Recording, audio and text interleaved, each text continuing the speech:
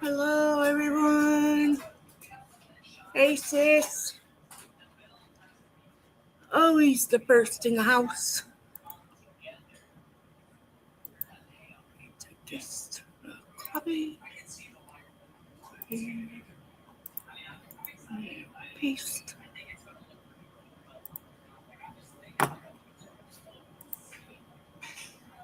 If anybody feels like coming up on panel, they can on YouTube. But it is Thursday evening, which means it's AA day. Hooray, hooray.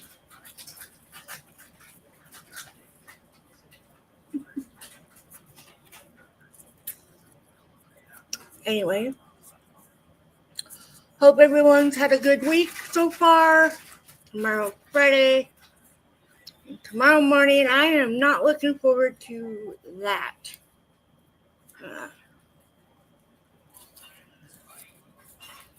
I'm claustrophobic, and I have an MRI at 7:30 in the morning, and I'm already nervous. Last time I went into an MRI head first, I freaked because I didn't know I was claustrophobic until then. Anyways, I know I'll be fine. It's just the thoughts that go through my brain of being put in this thing head first. The first one I ever had was on my lower back, so they just put me in feet first. No, not for the shoulder. They stick you in head first. But because I am claustrophobic, they are going to put me in a bigger one, so I have more space. It's not so closed in like a normal sized one. So anyways, I'm sure I'll be all right. Doctor knows I'm claustrophobic, so they gave me something to help me relax for the MRI, so I don't have that freak out like I did last time. So anyways, enough of that. This is AA meeting. I'm Sandra, and I'm an alcoholic. Please be mindful in the comments and no judgment, no going and harassing other people that are in meetings, in the chat or in the comments, because they may not be the alcoholic. They might be needing ways to help a friend or family member to stop drinking. So anyway, God, grant me the serenity to accept the things I cannot change, the courage to change the things I can, and the wisdom to know the difference. I always put in the description what I'm reading and the page and step or tradition or story, chapter, what have you. I always put it in the description. And today I just did Facebook side super quick because Facebook is always the last one that I do. Anyway. So let's get into it. Steps. Step 1. We admitted we were powerless over alcohol, that our lives had become unmanageable. 2. Came to believe that a power greater than ourselves could restore us to sanity. 3. Made a decision to turn our will and our lives over the care of God as we understood Him. 4. Made a searching and fearless moral inventory of ourselves. 5. Admitted to God, to ourselves, and to another human being the exact nature of our wrongs. 6. We're entirely ready to have God remove all these defective characters. 7. We humbly ask Him to remove our shortcomings. 8. Made a list of all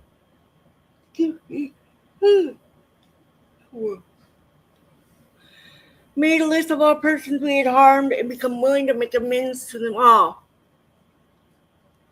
9. Made direct amends to such people wherever possible, except when to do so would injure them or others. 10. Continue to take personal inventory and when wrong, promptly admit it. 11. Sought through prayer and meditation to improve our conscious contact with God as we understood Him, praying only for knowledge of His will for us and the power to carry that out. And 12.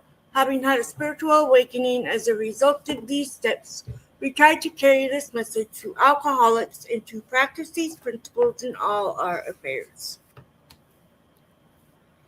So we are in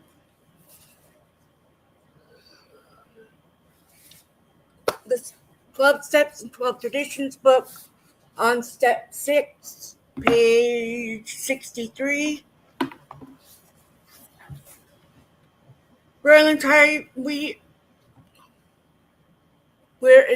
ready to have God remove all these defective characters. This is the step that separates the men from the boys, so declares a well-loved clergyman who happens to be one of AA's greatest friends.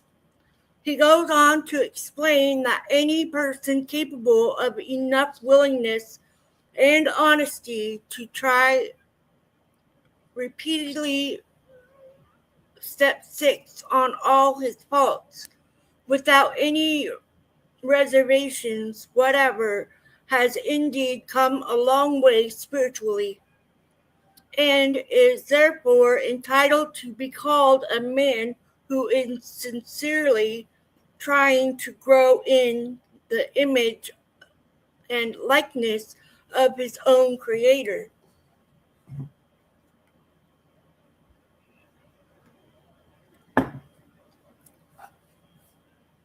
Of course, the often disputed question of whether God can and will, under certain conditions, remove defects of character will be answered with a prompt affirmative by almost any AA member. To him, this proposition will be no theory at all. It will be just about the largest fact in his life. He will usually offer his proof in a statement like this: "Sure, I was beaten, absolutely licked. My own willpower just wouldn't work on alcohol.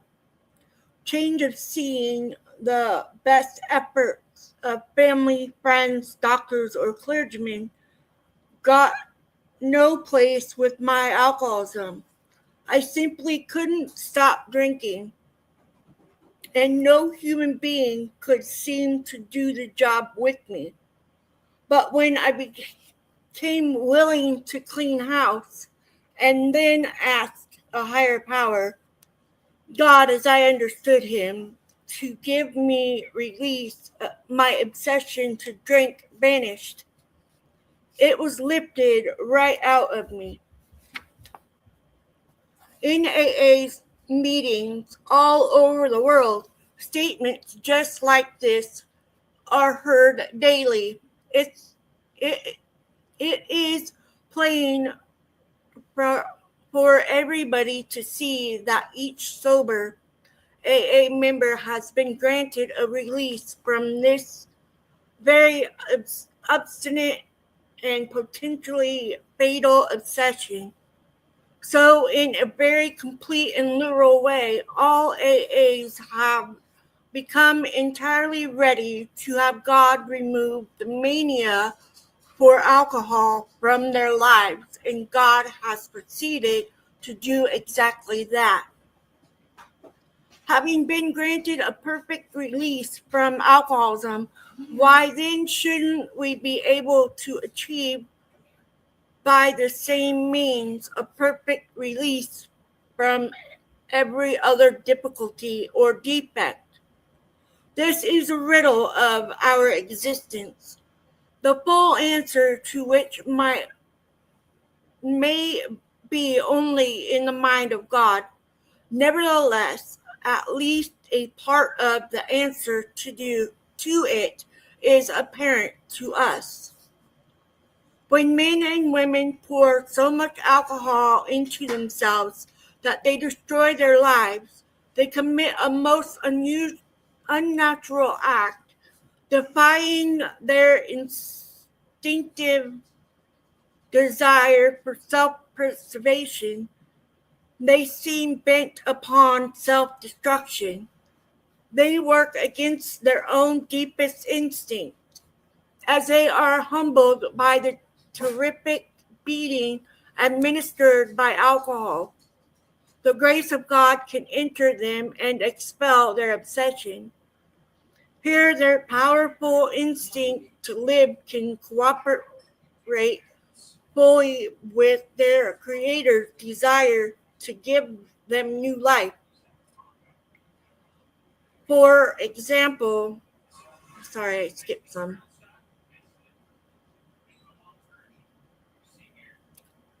For nature and God alike, arbor off yourself.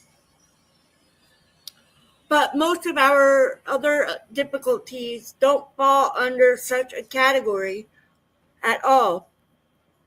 Every normal person wants, for example, to eat, to reproduce, to be somebody in the society of his fellows, and he wishes to be reasonably safe and secure as he tries to attain these things.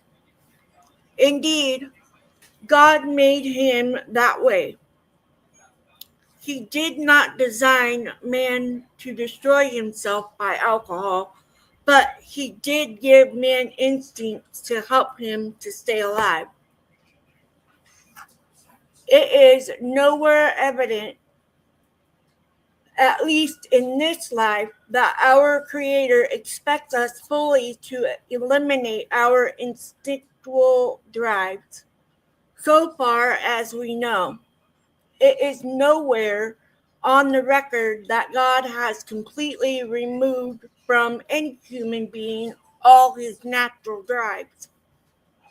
Since most of us are born with an abundance of natural desires, it isn't strange that we often let these far exceed their intended purpose. When they drive us blindly, or we willfully demand that they supply us with more satisfactions or pleasures than are possible or due us, that is the point at which we depart from the degree of perfection that God wishes for us here on earth. That is the measure of our character defects, or, if you wish, of our sins. If we ask God, will certain forgive our derelictions, but in no case does he render us white as snow and keep us that way without our cooperation. That is something we are supposed to be willing to work towards ourselves. He asks only that we try as best we know how to make progress in the building of character. So step 6, we're entirely ready to have God remove all these defective characters, is AA's way of stating the best possible attitude one can take in order to make a beginning on this lifetime job. This does not mean that we expect all our character defects to be lifted out of us as the drive to drink was. A few of them maybe, but with most of them, we shall have to be content with patient improvement. The key words entirely ready underline the fact that we want to aim at the very best we know or can learn. Do you need help?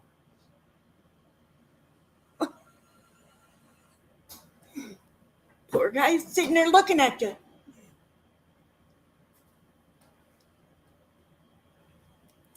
How many of us have this degree of readiness in an absolute sense of practically nobody has it? The best we can do with all the honesty that we can summon is to try to have it.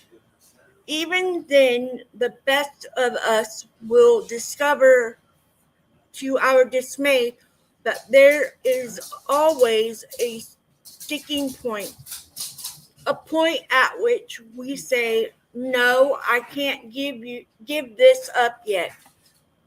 And we shall often tread on even more dangerous ground when we cry, This I will never give up." Such is the power of our instinct to overreach themselves. No matter how far we have progressed, desire themselves, no matter how far we have progressed, desire will always be found which oppose the grace of God. Some who feel they have done well may dispute this. So let's try to think it through a little further.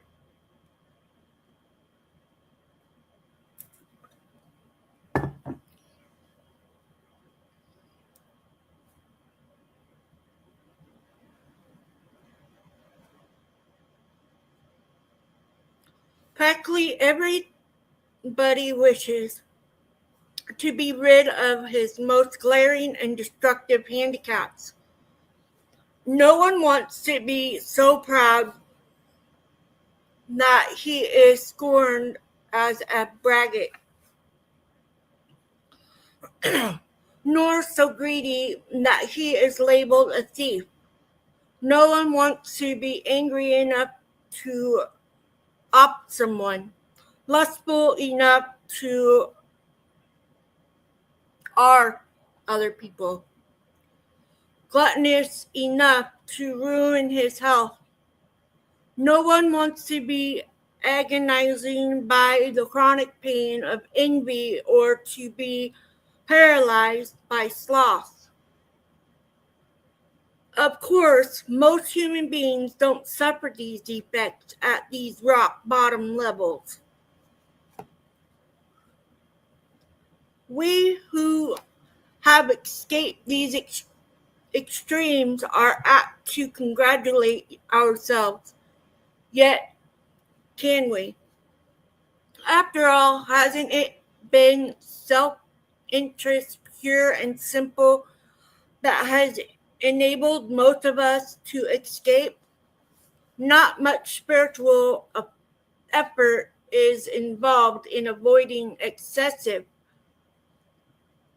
which will bring us punishment anyway. But when we face up to the less violent aspect of these very same defects, then where do we stand? What we must recognize now is that we exult in some of our defects. We really love them. Who, for example, doesn't like to feel just a little superior to the next fellow, or even quite a lot superior? Isn't it true that we like to let greed masquerade as ambitions? To think of liking lust seems impossible, but how many men and women speak love with their lips and believe what they say so that they can hide lust in a dark corner of their minds? And even while staying within conversational bounds, many people have to admit that their imaginary sex excursions are apt to be all dressed up as dreams of romance. Self righteous anger also can be very enjoyable. In a perverse way, we can actually take satisfaction from the fact that many people annoy us, for it brings a comfortable feeling of superiority. Gossip bar with our anger, a polite form of offing someone by character assassination, has its satisfaction for us too. Here, we are not trying to help those we characterize, we are trying to proclaim our own righteousness. When gluttony is less than ruinous, we have a milder word for that too. We call it taking our comfort. We live in a world riddled with envy. To a greater or lesser degree, everybody's is infected with it. For this defect, we must surely get a warped yet definite satisfaction. Else, why would we consume such great amounts of time wishing for what we have not, rather than working for it, or angrily looking for attributes we shall never have, instead of adjusting to the fact and accepting it? And how often we work hard with no better motive than to be secure and slothful later on. Only we call that retiring. Consider too our talents for procrastination, which is really sloth in 5 syllables. Nearly anyone could submit a good list of self defects or such defects as these, and few of us would seriously think of giving them up, at least until they caused us excessive misery.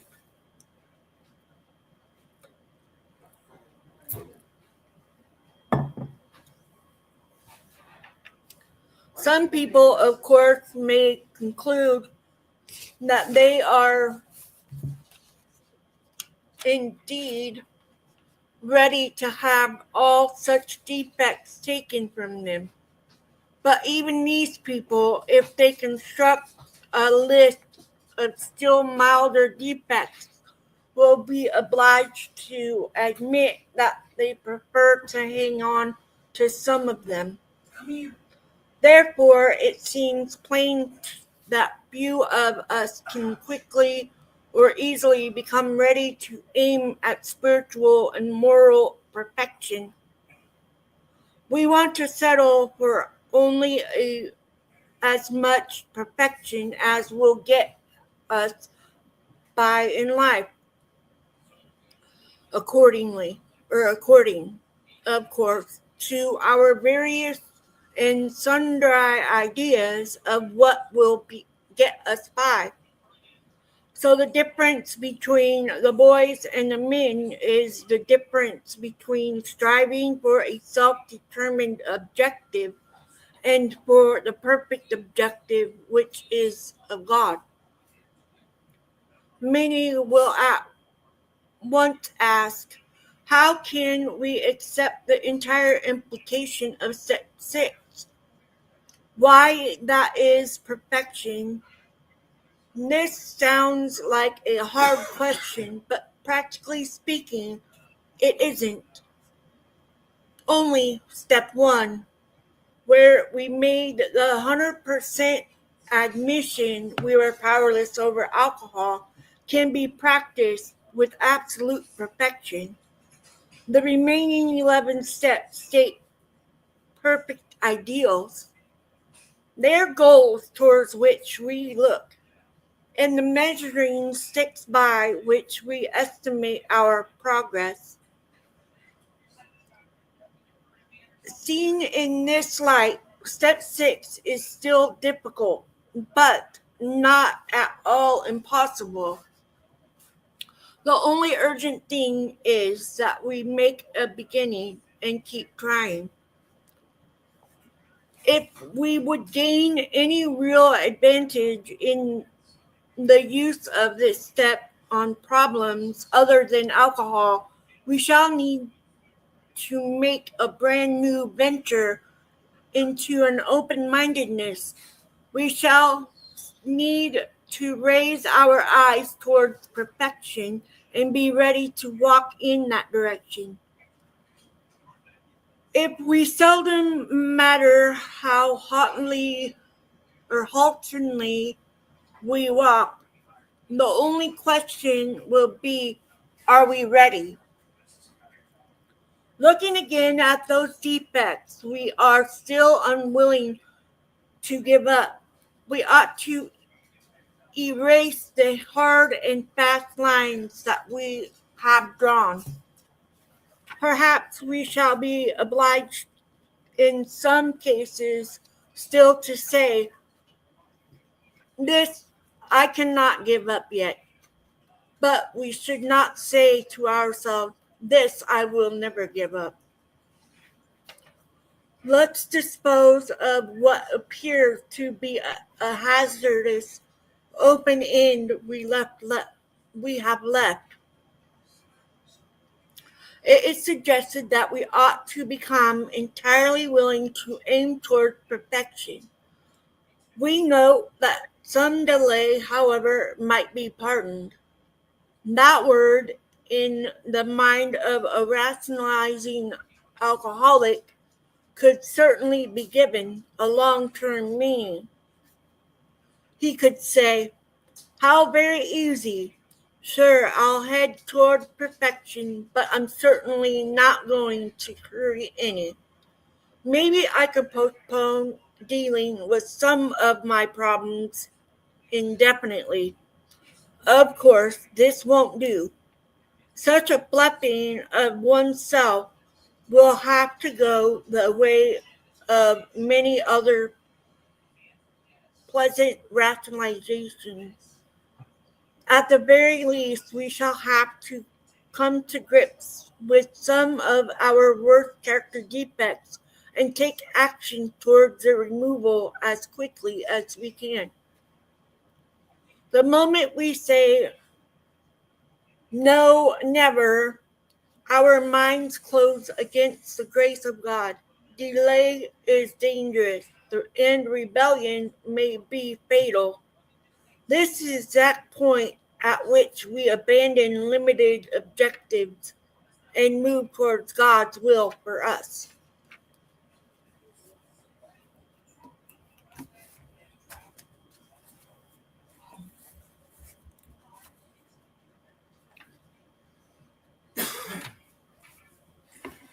So it's the truth. Step 1 is the hardest one that we will ever make. And being able to go through step 1 means that we can go through all of them, the 11 remaining of them. And I have just been lucky enough that I have not gone back out, and I do my steps every day. I don't read my book every day. I don't read the steps every day. I don't say the steps every day. I don't even pray the Lord's Prayer, whatever prayer, I don't pray about that every day. I do pray for others every day. But being able to do step 6 and giving up all of those character defects, for me, I still have character defects. I do still throw my fits. Sometimes until I get my way.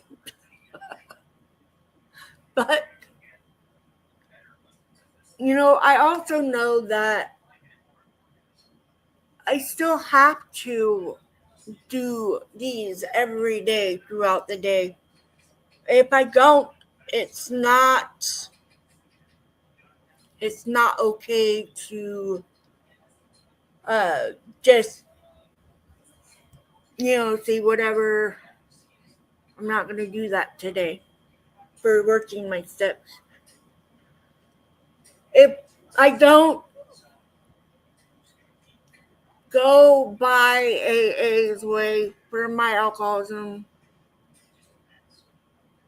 it won't be good, because I tried that before I got to AA, and I ended up back out there drinking.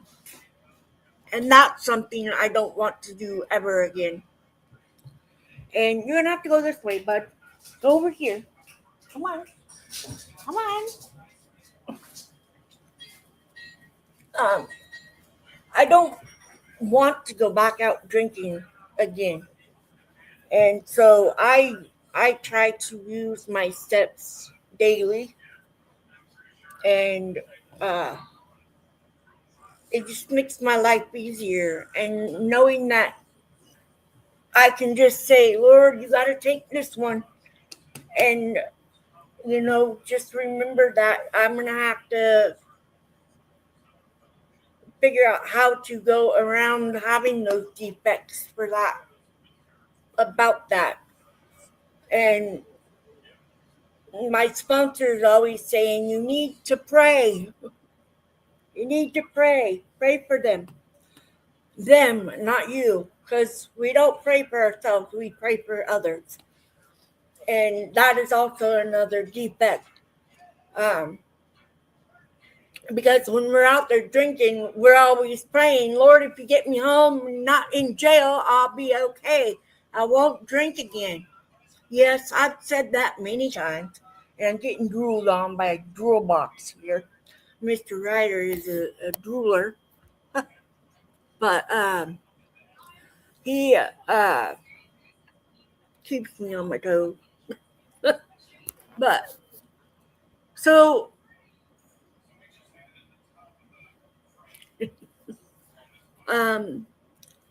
sure, I was beaten, absolutely licked. My own willpower just won't work on alcohol. Change of seeing the best efforts of family, friends, doctors, and clergymen got no place with my alcoholism. I simply couldn't stop drinking, and no human being could seem to do the job for me. But when I became willing to clean house and then ask a higher power, God as I understood him, to give me release, my obsession to drink vanished. It was lifted right out of me. And that is a fact. When you give up your own willpower, and you ask for that help, when you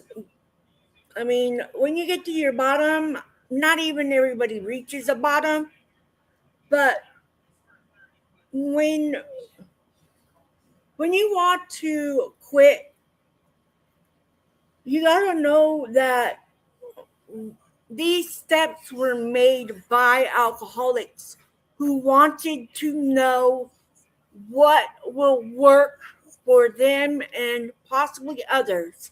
That's why there's so many different stories in these books, is because of that. They wanted other people with other experiences to tell their story and what worked and help them. That's why we spread the message of Alcoholics Anonymous.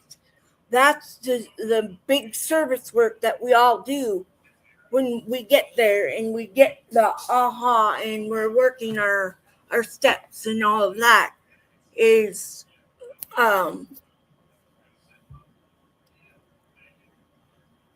being able to help others. All AA is, and a way that others have managed to kick that problem of drinking all the time and quit drinking, period. Hi, Tony, I see you there. Um, but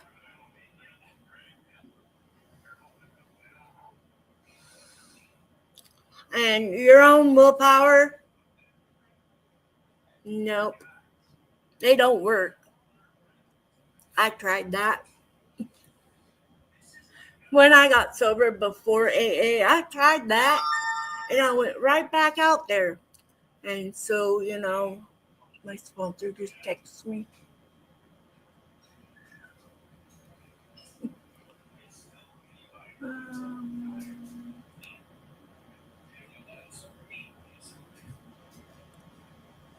No. Oh, man. Sorry.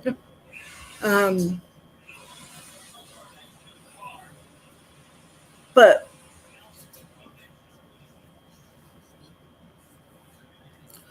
it was hard to stay sober for that year without the help of AA. But with AA there, it's helped me through a lot. I mean, I quit drinking before I got to AA, but I'm glad that I started AA when I did, and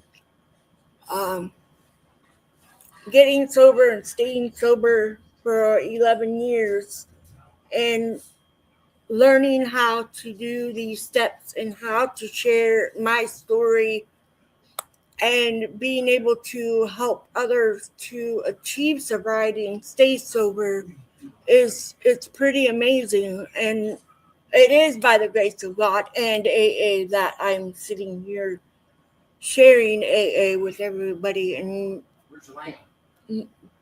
sharing my journey in it. And so, and I have a sponsor. I don't talk to my sponsor every day, but I do hear from her at least twice a week here in the chat or messaging. I know that she's there anytime I need to talk. And the same for me to her and all of my sponsees, which my sister is one of them. Which, normally you wouldn't want to be your sibling's sponsor, but she also knows that when I need to have my space, just leave me alone for right now, and I will get back to you when I'm done having my attitude. That's a character defect. But learning how to make your amends,